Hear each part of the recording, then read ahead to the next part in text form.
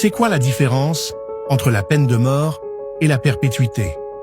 La peine de mort et la perpétuité représentent deux sanctions majeures dans l'histoire du droit pénal.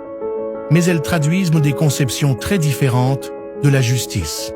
La peine de mort, ou peine capitale, consiste à mettre légalement fin à la vie d'une personne reconnue coupable d'un crime d'une gravité exceptionnelle, tel que l'assassinat ou le terrorisme. Jadis considérée comme un moyen de dissuasion, elle a été abolie en France par la loi du 9 octobre 1981 sous l'impulsion de Robert Badinter, et son interdiction a été consacrée à l'article 66-1 de la Constitution, affirmant que nul ne peut être condamné à la peine de mort. Cette abolition s'appuie sur le respect du droit à la vie et de la dignité humaine, valeurs fondamentales de la République et des conventions internationales.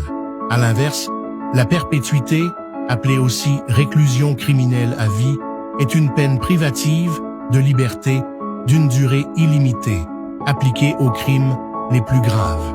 Elle est régie par l'article 130-1 du Code pénal et peut comporter une période de sûreté de 18 à 30 ans, voire incompressible, durant laquelle aucune libération n'est possible. Cependant, elle laisse une ouverture à la réinsertion, puisqu'un condamné peut, sous certaines conditions, bénéficier d'une libération conditionnelle après plusieurs décennies de détention.